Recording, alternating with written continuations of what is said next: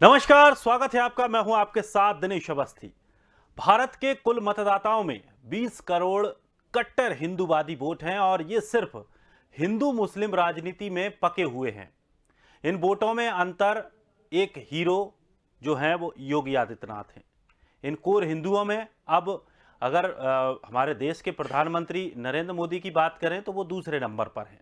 दरअसल मोदी सरकार ने प्रायोजित मीडिया में जो तालिबानी हल्ला बनवाया तो उसका मैसेज बना कि प्रधानमंत्री मोदी और उनकी सरकार तालिबान की लल्लो पच्चो कर रही है, अफगानों को शरण दे रही है, कतर में तालिबान से बात शुरू की है। जबकि दूसरी तरफ योगी आदित्यनाथ हैं जिन्होंने तालिबान की खबर के तुरंत बाद देवबंद में एटीएस कमांडो सेंटर खोलने का निर्णय लिया। उनके मीडिया सलाहकार शलभ मणि त्रिपाठी ने ट्वीट करके कहा कि तालिबान की बर्बरता के बीच यूपी की योगी सरकार ने देवबंद में एटीएस कमांडो सेंटर खोलने का निर्णय लिया है। ध्यान रहे, त्रिपाठी ने यह भी लिखा था कि देवबंद में यूपी एटीएस की यूनिट खुली भी नहीं कि इसी बीच आतंकियों के पैरोकारों और उनके मुकदमे वापस लेने वालों के पेट में दर्द शुरू हो गया। तो इस नैरेटिव को सपा नेताओं द्वारा यह कहकर फैलाना था कि देवबंद में इस्लामिक शिक्षा का बड़ा केंद्र है। ऐसे में देवबंद में एटीएस सेंटर खोलकर यूपी सरकार सिर्फ मुसलमानों को डराने की कोशिश में है। जाहिर है योगी और उनके सलाहकारों ने तालिबानी मौके को लपका है। इसके बहाने सुरक्षा व्यवस्था में सख्ती के साथ वो ये मैसेज बनवाने में कामयाब हैं कि आगे तालिबानी यदि मुस्लिम चुनौती होगी तो योगी हैं और उसे हैंडल कर सकते हैं। प्रशासन द्वारा तुरंत देवबंद में 2000 वर्ग मीटर जमीन एटीएस को ट्रांसफर करना, टीवी चैनलों में लगातार तालिबानी बर्बरता और उसकी विचारधारा के देवबंदी लिंग की प्रायोजित खबरों के योगी आदित्यनाथ का एक इससे ग्राफ बढ़ा है। फैजाबाद को अयोध्या जिला बनाना हो या फिर इलाहाबाद को प्रयागराज से लेकर मंदिर कॉरिडोर जैसे निर्माण, साधु संतों के जमाव अड़े तो आदि ऐसे जो काम रहे जिससे योगी आदित्यनाथ ने संघ परिवार के औसत वोट और कट्टर हिंदू के दिलो दिमाग में अपनी वो छाप बना डाली है, जिसके बूते पर यह तय माने कि वे आगे अपनी ताकत पर उत्तर प्रदेश का विधानसभा चुनाव लड़ने वाले हैं। मतलब योगी को यूपी में चुनाव जीतने के लिए प्रधानमंत्री नरेंद्र मोदी और गृह मंत्री अमित शाह की कतई जरूरत नहीं है। इसके आगे कई अर्थ हैं।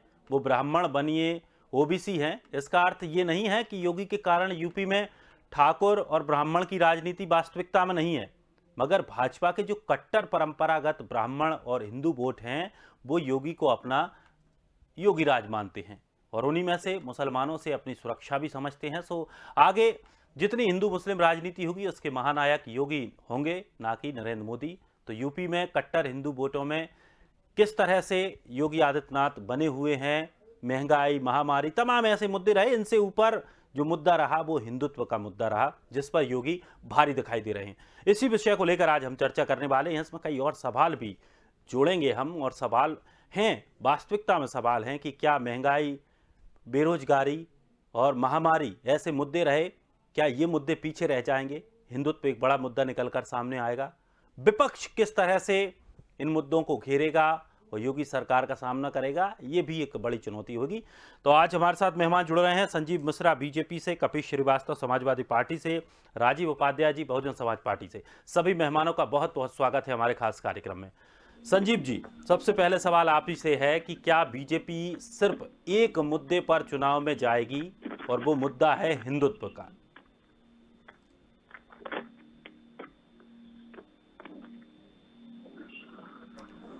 संजीव जी, आप तक आवाज पहुंच पा रही है मेरी?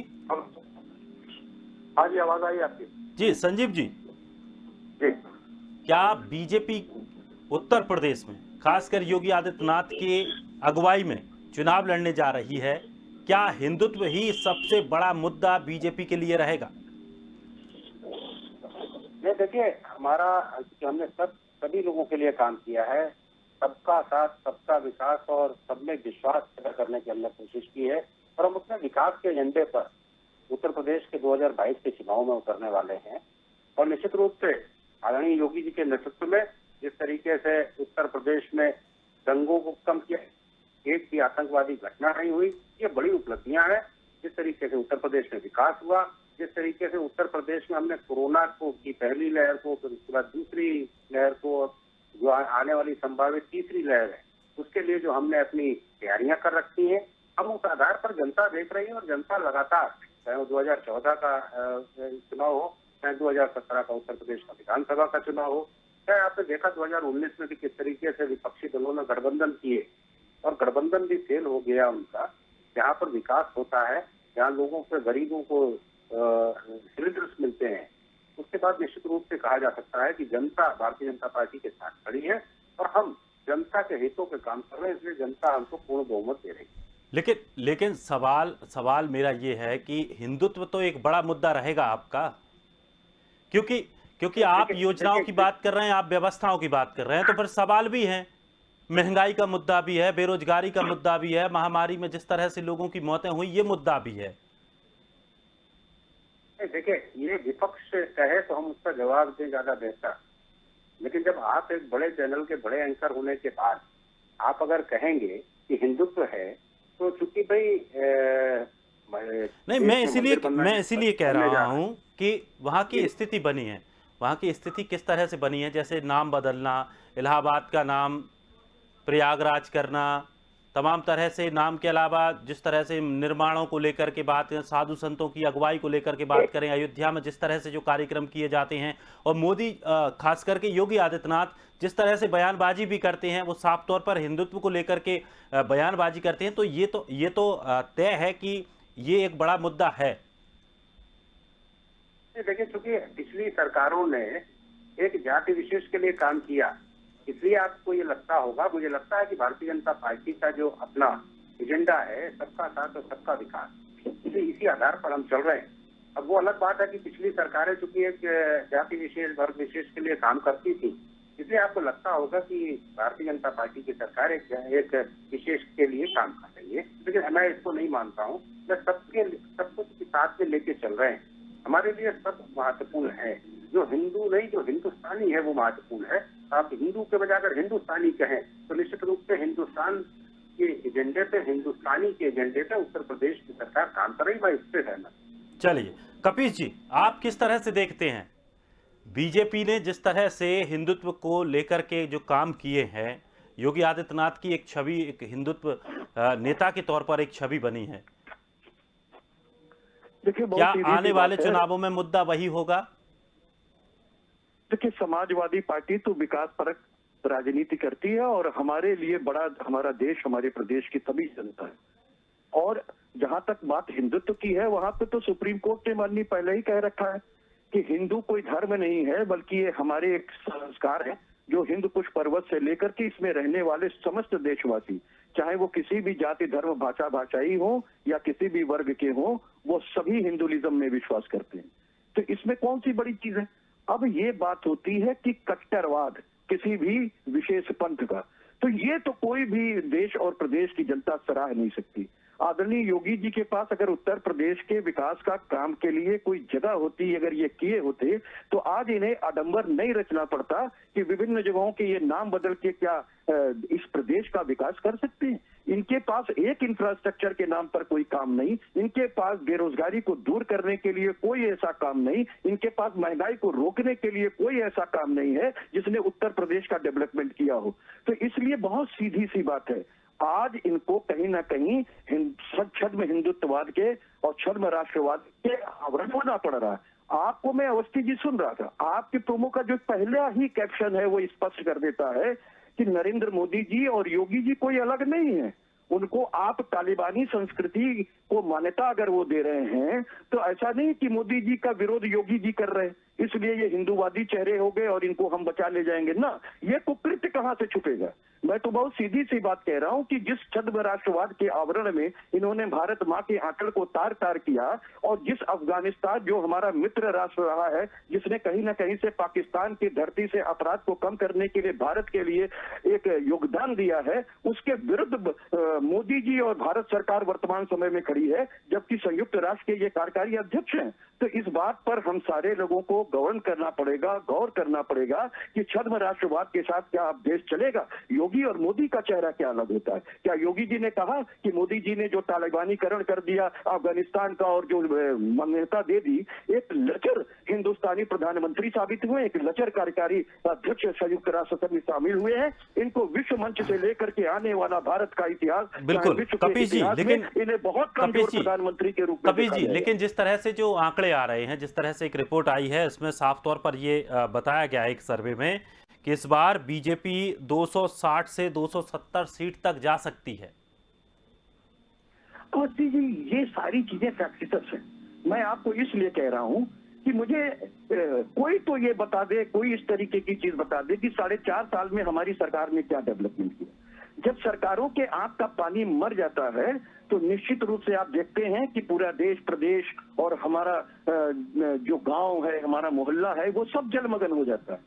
तो अब ये निर्वाचन जनता के हाथ में छोड़ देते हैं कि जो इनके आंखों का पानी मरा, आज पूरा उत्तर प्रदेश बाढ़ से करा रहा है। आज शहर की गली गली मोहल्ले मोहल्ले में नाव चल रही है और सरकार गायब है। उसकी समस्याएं इतनी विकराल हैं कि लोगों को अब देख रहे हैं, दवा की दिक्कत हो रही है, महामारी फैल रही है। आप देखिए फर्रुखाबाद के अंदर, ये फिरोजाबाद के अंदर जो बच्चे बीमारियों से मर रहे हैं, उस पे योगी जी सो रहे हैं। तो सबसे बड़ी चीज ये है कि बिल्कुल नहीं सो रहे हैं। योगी जी ने जाके वहां के सीएमओ को सस्पेंड किया है और वहां पर व्यवस्थाएं तेज कर दी गई हैं। चिक्कर ये है, जब आप सब कुछ लुटा के आए होश में तो फिर क्या किया? हमारे जो 50 से ज्यादा बच्चों का इंतकाल फरमा गए सही अच्छे स्वास्थ्य व्यवस्था न होने के वजह। और इसी को आपको याद होगा कि इलाहाबाद हाई कोर्ट ने इस बात को कोट किया था कि उत्तर प्रदेश की स्वास्थ्य और चिकित्सा व्यवस्था जो है इस समय राम भरोसे। तब हमारे लोगों को बड़ा बुरा लगा था, हमारे योगी आदित्यनाथ जी को। अगर ये 18 घंटे काम कर रहे थे तो आज इतनी विपदा के समय में इन्होंने फिरोजाबाद के बच्चों को क्यों छोड़ा? अब उनके माता पिता की शिकायत क्या उनके कानों तक नहीं पहुंचती है कि उनको इस व्यवस्था को पहले से दुरुस्त करना चाहिए? चलिए बात करते हैं कि उन्होंने बहुत काम किया, लेकिन आप देख लीजिए आपका जवाब लेंगे कपीश जी, और प्रेस में ये न्यूज नहीं आने देते हैं। चलिए आपका जवाब लेंगे, लेकिन उससे पहले मैं राजीव जी के पास जाऊंगा, फिर एक साथ जवाब लेते हैं। राजीव जी। देखिए प्रदीप, दिनेश जी, अभी मैं बातें दोनों मित्रों के सुन रहा था और आपकी बातों से ऐसा लगा कि योगी जी उत्तर प्रदेश के अंदर नहीं बल्कि देश में सबसे बड़े हिंदूवादी नेता बनने जा रहे हैं, जैसा आप कह रहे हैं। लेकिन सबसे बड़ी चीज दिनेश जी ये है कि भारतीय जनता पार्टी का जन्म ही इसी शब्द से हुआ था, जिस शब्द को आप उच्चारण कर रहे हैं। और एक चीज मान के चलिए कि उत्तर प्रदेश के अंदर जहां ये राज कर रहे हैं, क्या हिंदूवादी लोग परेशान नहीं है? क्या केवल मुस्लिम परेशान है क्या इस सरकार से? समस्या तो यहाँ है कि अगर बीमार है तो हिंदू बीमार है, मुस्लिम भी बीमार है। अगर परेशान है तो हिंदू भी परेशान है, मुस्लिम भी परेशान है। उस परेशानियों को दूर करने के लिए हिंदूवादी नेता कहाँ नहीं आ रहे हैं? हिंदूवादी मुख्यमंत्री क्यों नहीं खड़े हो रहे हैं? अभी 2-4 दिन पहले ही हमने कहा था, इन लोगों ने कहा कि कोरोना काल में हमने इतना बढ़िया व्यवस्था कर दिया है और तीसरे लहर के लिए संजीव मिश्रा जी कह रहे थे कि हम तैयार हैं। लेकिन हमें नहीं लगता है कि तीसरी लहर, भगवान न करे कि वो लहर आवे भारत के अंदर किसी राज्य में, लेकिन अगर ये चीजें आ भी जाती है तो हम तो तैयार नहीं है, ऐसा नहीं दिखता है। एक छोटे से बुखार आया और गांव के गांव साफ हो गए। एक गांव में अभी कोह गांव आप लोगों ने दिखाया था कि 10 बच्चे अभी 2 दिन पहले खत्म हो गए थे मथुरा के अंदर। क्या ये व्यवस्था है? अभी कानपुर के अंदर आपको बता दें कि एक बेड पे 3-3 दिनेशी बच्चे, अभी तो मैं 2 बच्चों की चर्चा कर रहा था, 3-3 बच्चे एक बेड पे लेटाए गए हैं और उनका इलाज चल रहा है। ये समस्या जिस राज्य में हो उस राज्य में आप हिंदू की परिभाषा किस तरह से अभी हम राम राज्य की परिभाषा करने लगते हैं, हिंदूवादी नेता की परिभाषा। 20 करोड़ लोग इनको पसंद करते हैं, हम कह रहे हैं कि 100 करोड़ लोग पसंद करते हैं माननीय योगी जी को। ठीक है, अच्छी बात है कि 100 करोड़ पसंद करते हैं, लेकिन 100 करोड़ लोग केवल पसंद करते हैं हिंदूवादी के लिए। तो क्या हिंदूवादी हमको राशन देगा? क्या हिंदूवादी हमको नौकरी देगा? क्या हिंदूवादी किसानों की समस्या हल करेगा? ये भी चीजें साथ में आनी चाहिए, तब असली हिंदूवादी या हिंदुस्तानी आप कहलाओगे। हिंदूवादी तो एक छोटा शब्द है हिंदुस्तान के अंदर और उसको इतना बड़ा रूप देने का भारतीय जनता पार्टी एक मोबिलाइज करने का वोटों का, अभी एटीएस की आप चर्चा कर रहे थे, एटीएस का या एसटीएफ का केंद्र लखनऊ में बने, कानपुर में बने या देवबंद में बने, इससे मुझे नहीं लगता है कि किसी को कोई किसी मुस्लिम धर्म हो या हिंदू धर्म हो उसके लिए कोई दिक्कत है।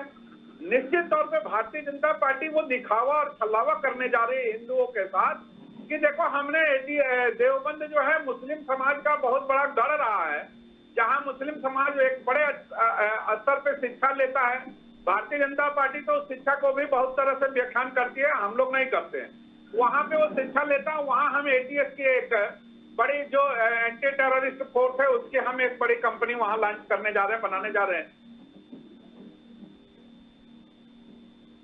अगर दिनेश जी एक बात बताइए, आप बोलिए, एक पुलिस का मुख्यालय आप किसी मुस्लिम मोहल्ले में खोल देंगे, उससे क्या हिंदूवादी का बढ़ावा हो जाएगा? ये एक मानसिकता है भारतीय जनता पार्टी का जो पूरे प्रदेश के अंदर परिलक्षित करना चाह रही है, बताना लोगों के ऊपर थोपना चाह रही है। क्योंकि चुनाव है और हम सब लोग चाह रहे हैं कि मुद्दों पे चुनाव हो, 200 रुपए कड़ुआ तेल पे चुनाव हो, 100 रुपए दाल पे चुनाव हो, 100 रुपए डीजल पे चुनाव हो। इस मुद्दों को तो कहना पड़ेगा ना आपको कि कहां गई मिश्रा जी की पार्टी जब आई थी उत्तर प्रदेश और साथ देश में, तो आई थी किन कारणों से, ये तो पहले देखने की जरूरत है कि आई थी महंगाई से, आई थी भ्रष्टाचार से, आई थी कालाधन से। इन सारी चीजों को खत्म करेंगे और हमको जनता वोट दे। जनता ने भरपूर वोट दिया, चाहे वो हिंदू समाज का हो, मुस्लिम समाज का हो, सारे लोगों ने इनको वोट देकर के इनको गद्दी पे बिठाया। और जिस दिन से गद्दी पे बैठाया उसके ठीक विपरीत इन्होंने चलना शुरू किया। हम महंगाई को कम करेंगे नहीं, हम भ्रष्टाचार को कम करेंगे नहीं, और काला धन के बारे में तो जानने का किसी को अधिकार ही नहीं है। माननीय मिश्रा जी, इतना हिंदुस्तान की जनता ये पढ़ चुकी है और जान चुकी है कि हिंदुस्तान के अंदर काला धन जब से आपकी सरकार आई है तब से वो 2.5 गुना HSBC बैंक जो स्विट्जरलैंड का है उसमें हो चुका है। और ये आपकी भारत सरकार की रिपोर्ट है, ये मैं कोई झूठी और वो बातें नहीं आकर के एक राष्ट्रीय चैनल पे कह रहा हूँ। ये भारत सरकार की रिपोर्ट है और उस बैंक की रिपोर्ट है कि 2014 के बाद से 2019-20 तक हमारे बैंक में भारतीयों का 2.5 गुना पैसा हो गया। तो अब बताइए, आप काला धन को खत्म करने आए थे, हिंदुस्तानियों के लिए आप झंडा लहरा रहे थे कि काला धन ये कांग्रेस का है, काला धन ये विपक्षियों का है। अब काला धन वो किसका है ये आप नहीं बता रहे हैं। महंगाई पे आप चर्चा ही नहीं कर रहे हैं, कड़वा तेल पे आप चर्चा नहीं कर रहे हैं, किसानों पे आप चर्चा नहीं करने को तैयार होते हैं। केवल हिंदूवादी, आप चूंकि चुनाव आया है इस पे चर्चा करके आप इस चुनाव को दूसरे तरफ मोड़ने का प्रयास करेंगे, लेकिन विपक्ष केवल मुद्दों पे आपको घेरने का प्रयास करेगा, वो कहीं नहीं जाएगा। न तालिबानी, न हिंदुस्तानी, न पाकिस्तानी, कहीं नहीं जा रहा। वो केवल मुद्दों पे आपको लाएगा कि आप कड़वा तेल कब 50 रुपए। चलिए जवाब ले लीजिए संजीव जी। संजीव जी, जो सम्मानित लोग हैं मैं उनका जवाब दूंगा जी। खासतौर से ये बात बड़ी महत्वपूर्ण है कि ये घेर क्यों जा रहा है, मुझे ये नहीं समझ में आ रहा। अभी बसपा के साथी ने हमसे कहा कि ये घेरने का प्रयास कर रहे हैं। अरे आप घेर क्यों रहे हैं? अगर देवबंद में एटीएस से ट्रेनिंग कैंप लग रहा है तो आपको समस्या क्या आ रही? आपको तो स्वागत करना चाहिए, बहुत अच्छी बात। हमको, हमारे दल को कोई समस्या नहीं है। आप देवबंद में बनाइए, आप मेरठ में बनाइए, मथुरा में बनाइए, ये तो बनाना आपको है, आप सत्ता में है, आप जहां जाएंगे वहां बनाएंगे, उसमें कोई नहीं है। लेकिन आप उत्तर प्रदेश की जनता को यह बताने का प्रयास न करिए कि देखिए देवबंद एक मुस्लिम क्षेत्र है, हम बहुत बड़े हिंदूवादी हैं, इसलिए हम इस जनता को लेकर के ले जा रहे हैं वहां पे। हम नहीं कह रहे हैं, ये जनता कह रही है, ये उत्तर प्रदेश की जनता कह रही है, हम नहीं कह रहे। जनता नहीं कह रही, आप कह रहे हैं, और बड़े चैनल पे आप कह रहे हैं। करोड़ों लोग आपको देख रहे हैं। आप जब विचलित होते हैं तब जनता समझ जाती है कि आपका एजेंडा क्या है और भारतीय जनता पार्टी का एजेंडा क्या है। कतई बहुजन समाज पार्टी विचलित नहीं है, दर्शा रहे हैं जनता को। बहुजन समाज पार्टी एक ही चीज चाहती है मिश्रा जी कि आप जिन मुद्दों पे आए तो बेहतर रहे। मेरी बात पे आ जाने दीजिए तो बेहतर रहेगा। आप उसका खूब जवाब दीजिए, मैं बैठे इसीलिए। देखिए, आप अगर कहते हैं कि देवबंद में अगर एटीएस का ट्रेनिंग कैंप लग रहा है तो हम इसका स्वागत करते हैं, ये तो बड़ी अच्छी बात है। तो इससे समस्या क्या थी? आप घिर क्यों रहे हैं, मुझे ये नहीं समझ में आया। और घिरने के बाद जिस तरीके से जनता में संदेश आप दे रहे हैं वो मुझे लगता है कि अपने आप में यही समाजवादी पार्टी कर रही है। मैं कई और चैनलों पर भी इसी विषय पर बैठ के आ रहा हूँ। मैं यही देख रहा हूँ कि समाजवादी पार्टी और बसपा ही जब ये बात कहेगी कि देवबंद में आप इसलिए एटीएस का वो लगा रहे हैं ट्रेनिंग कैंप, क्यों देवबंद क्या हिंदुस्तान में नहीं है, क्या उत्तर प्रदेश में नहीं है? क्यों ऐसी बात आप कहते हैं और फिर आप अपना ही एजेंडा क्लियर कर देते हैं कि देवबंद में इसलिए लग रहा है क्योंकि वो मुस्लिम बाहुल्य एरिया। क्यों मुस्लिम बाहुल्य एरिया वो हिंदुस्तान में नहीं है क्या उत्तर प्रदेश में नहीं है क्या? उत्तर प्रदेश के 75 जनपदों में ही तो वो भी आता है, देवबंद भी आता है। तो आप उसमें विचलित क्यों हो रहे हो? मुझे लगता है कि एजेंडा आप अपने आप क्लियर किए करें। यहाँ तक सवाल इस बात का है कि जो अच्छे काम हुआ करें उन पर भी काम। अरे 80 करोड़ लोगों को नवंबर तक हम अन्न दे रहे हैं और वो भी फ्री दे रहे हैं, फ्री में वैक्सीन लग रही है। अरे जरा कभी तो कह दिया करिए कि हाँ सरकार ये अच्छा काम कर रही है, हम इसके साथ खड़े हैं और हम भी चाह रहे हैं वैक्सीन लगवाना। अब ये ना कह दीजिएगा कि वो भाजपा की वैक्सीन हम नहीं लगवाएंगे, क्योंकि वो भी लोग कह सकते देख सकते। तो कहने का मतलब बहुत साफ है, जहाँ अच्छी चीजें हुआ करें, जहाँ आपको अच्छी लगा करें या जनता के हित में अच्छी हुआ करें। जैसे देवबंद में अगर एटीएस के ट्रेनिंग कैंप लग रहा है उसमें समझते ही नहीं है क्या है, मुझे तो यही समझ में नहीं आया।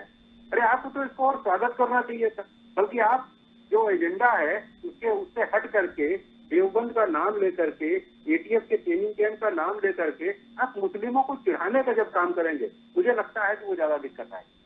अगर देवबंद में इसी तरीके का स्थितियां हैं और एटीएस का वहाँ ट्रेनिंग कैंप लगेगा तो हो सकता है कि वहाँ देवबंद के और हमारे मुस्लिम भाई देखेंगे कि एटीएस के कितने शानदार ट्रेनिंग कैंप हैं, हम भी एटीएस में शामिल हो और हम भी देश की रक्षा करें।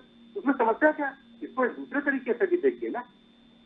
मेरे कहने का मतलब बहुत साफ है कि देश हित में जहाँ पर अच्छे काम हो रहे हो वहाँ देश हित को देखते हुए साथ में खड़ा होना चाहिए सरकार के। और जहाँ आपको लग रहा है कि सरकार की जनता का अहित हो रहा है, तो मुझे लगता है कि आपको उसके लिए जवाबदेही भी सरकार की होती है। और हम बैठे हैं इसलिए अगर कोई चीज ऐसी आएगी जहां आपका सुझाव आएगा, निश्चित रूप से सरकार भी उसको सामने उसको ग्रहण करेगी और सरकार उसमें देखेगी आपका सुझाव अच्छा है तो हम उसमें उसको उस सुझाव को भी बीजेपी, चलिए बीजेपी पर कह दिया कि बीजेपी हिंदुत्व की राजनीति करती है, लेकिन समाजवादी पार्टी पर भी मुस्लिम राजनीति करने का आरोप लगा है और इसके कई प्रमाण सरकार खुद दे चुकी है। जिस तरह से सरकार ने पहले जो सरकार रही उसमें बयानबाजियां की हों समाजवादी पार्टी ने, या जिस तरह से कुछ योजनाओं को लेकर के जिस तरह की बयान दिए हों, तो ये कुछ चीज़ें ऐसी रहीं जिसकी वजह से समाजवादी पार्टी की भी छवि मुस्लिम राजनीति जैसी बन गई थी कि मुस्लिम वोट बस समाजवादी पार्टी को चाहिए, बाकी इन कोई विशेष मतलब नहीं है। दिनेश भाई, आप एक बड़े पत्रकार हैं और कोई भी देश का और प्रदेश का सामान्य प्रज्ञावान व्यक्ति वो निश्चित तौर पे उसको कार्य से ही चीजों को देखा जाना चाहिए। मैं तो एक बात कह रहा हूं कि अगर समाजवादी पार्टी ने सेकुलर राजनीति की है और सेकुलर राजनीति का मतलब ये होता है कि जो भी दबे कुचले लोग हैं, जिनको जो शोषित वंचित लोग हैं, अगर आप उनकी आवाज बनते हैं तो आप तुष्टीकरण नहीं करते। मैं तो एक बात कह रहा हूं कि क्या अल्पसंख्यक के वोट सिर्फ और सिर्फ, वो भी विशेष करके मुसलमानों की, क्या सिर्फ और सिर्फ समाजवादी पार्टी पाती है? क्या कांग्रेस नहीं पाती है? क्या बहुजन समाजवादी पार्टी नहीं पाती है? तो भाई चीज इस बात की है कि हमने कोई तुष्टीकरण की राजनीति नहीं की। अगर ये देश तुष्टीकरण की और इस्लामिक तुष्टीकरण की राजनीति कर रहा होता तो आज सच्चर कमेटी की जो रिपोर्ट है वो इतनी मिनिमम पे, इतने नीचे जाकर के नहीं आई होती कि आज अगर सबसे दबा कुचला कोई व्यक्ति है और दलित हो चुका है तो वो मुस्लिम वर्ग है। और सच्चर कमेटी की रिपोर्ट आपके सामने है।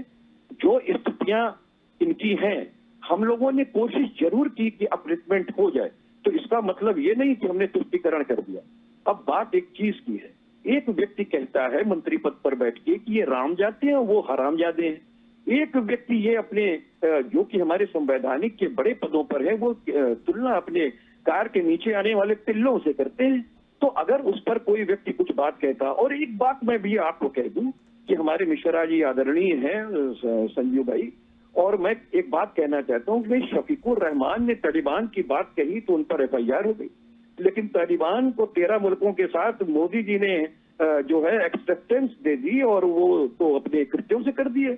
भाई हमारे जो सांसद हैं उनके बयान से विधिमान्यता नहीं ग्रहण कर सकता था तालिबान अफगानिस्तान के अंदर, लेकिन माननीय मोदी जी के कृत्यों से मोदी जी ने मान लिया कि वो अफगानिस्तान के ही लोग हैं और वहां के जो है वो जो लोग हैं उन्होंने जिहाद लड़ी है और जिहाद लड़ करके वो अपना पाए।